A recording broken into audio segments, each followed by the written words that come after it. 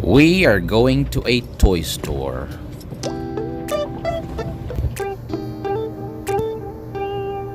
I mean this toy store. This is a toy store for grown-up men. Alright, ladies included. We don't want to be discriminating here. But here we can stay the whole freaking day.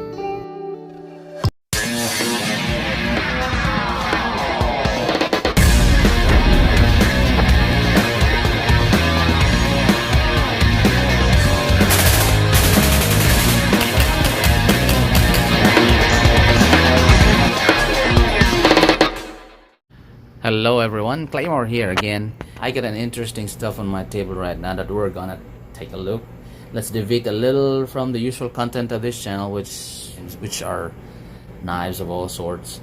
Today we're gonna look at something different but still considered extremely sharp. So as you have seen in the title, it's about the Tanfoglio Stock 3 Extreme. This is supposed to be an unboxing, but I have unboxed this already at the gun store to check on the merchandise, if it's free of damage, or just to see if it's in excellent condition.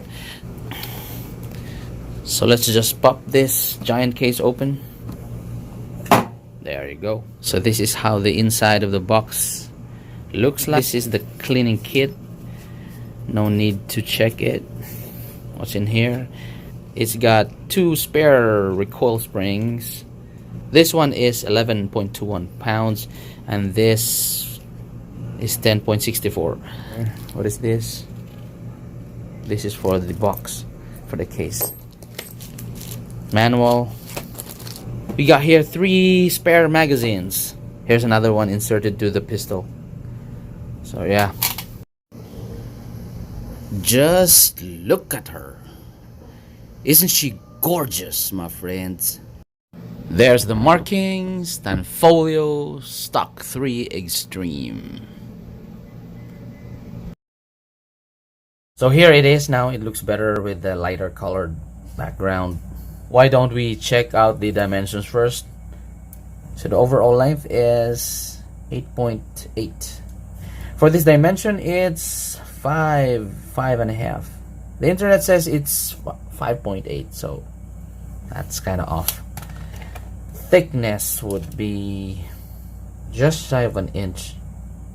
Barrel length, internet says it's 4.92. By the way, we have safety checked this pistol, so this is a safe weapon.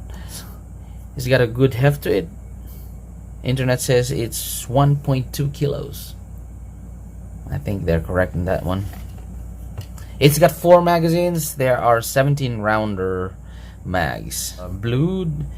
They got aluminum base plates, and it's got a red-orange follower. Flashy. By the way, this is by no means an expert review. I'm no expert on firearms, much less on the Tanfoglio, because this is my first Tanfoglio pistol. This is just a first impression from an end user. Let's make that one clear. Before we proceed further, if you haven't yet subscribed to this channel and you think that the contents make sense, why don't you hit that subscribe button, and that would be awesome. Now, what can we instantly see on this pistol? The slide, it's got front and rear serrations. It's got a flat portion here on top, maybe 1/4 of an inch. The front side's got a fiber optic.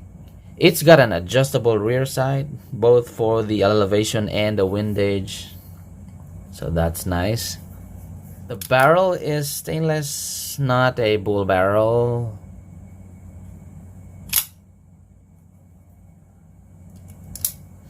Now the frame, it's got a long dust cover. It's got a railing for the accessories, 2 slots here.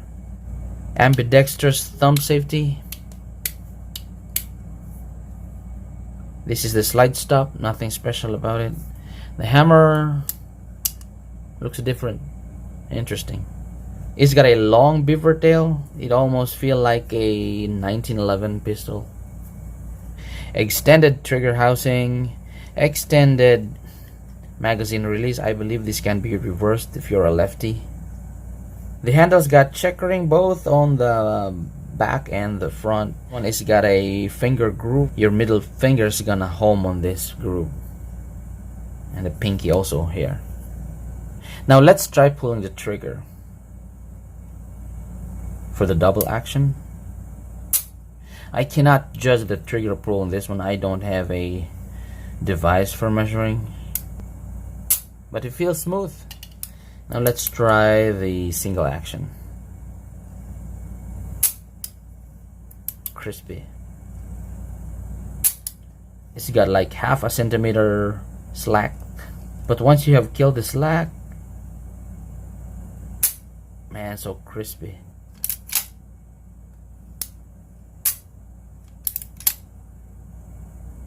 There, like half a centimeter. There's always this comparison between the CZ Shadow 2 and the Stock 2 Extreme. Now comes the Stock 3, and it's even closer in the looks department to that of the Shadow 2. One big difference, though, I handled both of them, is the slide. For the Shadow 2, it's kind of a triangular shape on the slide, and the problem about that is I'm having a hard time grabbing the front serrations for racking the gun. This one is more squared, so my hands got a better purchase on the slide to rack it. Another thing that is worth comparing is the rear side. For this one, both the elevation and the windage are adjustable, while the Shadows, it's only the elevation. Now for the fit and finish, how does this stack up with the Shadow 2? All I can say is both of them are excellent when it comes to that department. Maybe I will give a little edge to the Shadow 2. I can see some rough surfaces here at the thumb safety, but very, very slight. If we compare it with the Stock 2 Extreme, unfortunately I didn't have the chance to get a hold of the Stock 2. Never handled one, never fired one, so I cannot give a good comparison. It's just that what I've noticed is that it's on the dust cover. The Stock 3 has this railing, and the Stock 2 has just a plain dust cover, no railings. It came out in a brown two-tone, but the ones released here in the Philippines is just this all black. It's nice, it's neat, simple, but me, I love colors. This is the only color option that is available. So the best thing that I can do, maybe I can change this grip scales. There's a lot of options when it comes to color. Let's do it now.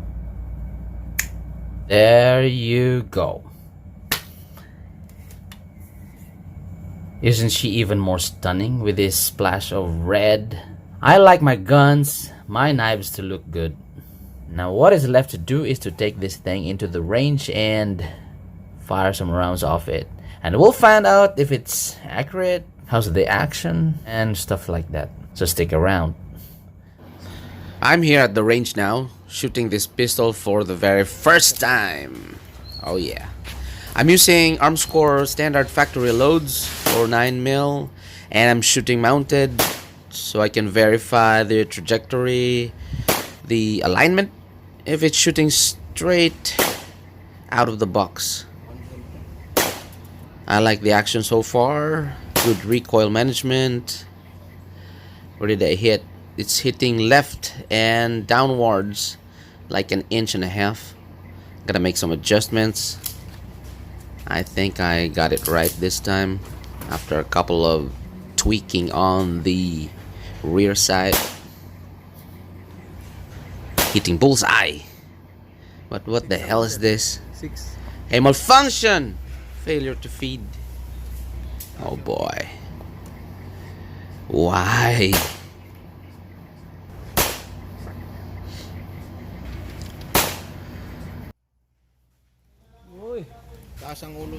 Another one. Man. But check out the accuracy. Bullseye. Bullseye. It took a couple of adjustments on the rear side before I got it correctly. Super easy target acquisition.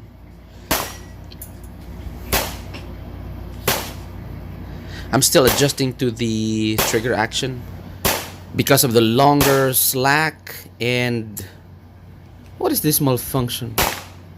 It's got a long reset also, so not a very good rhythm for my first rapid shooting on this pistol yet. So here I have disassembled the pistol and try to find out what could have contributed to that malfunction.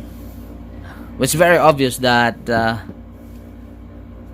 the inside is very dry, just bone dry, no lube at all. So I'm just gonna clean it up a little bit and lube it after. So here's another session at the firing range, and man, I'm really enjoying the accuracy of this one. Super easy to hit.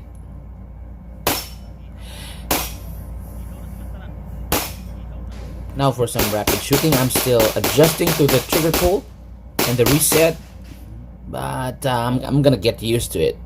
And by cleaning and lubing it, I no longer encounter that failure to feed problem. I hope it continues this way. I'm kind of getting the hang of shooting this lovely thing. I was supposed to use this on that competition that I joined this past weekend, but I'm not that confident yet because I'm still adjusting to the trigger pull.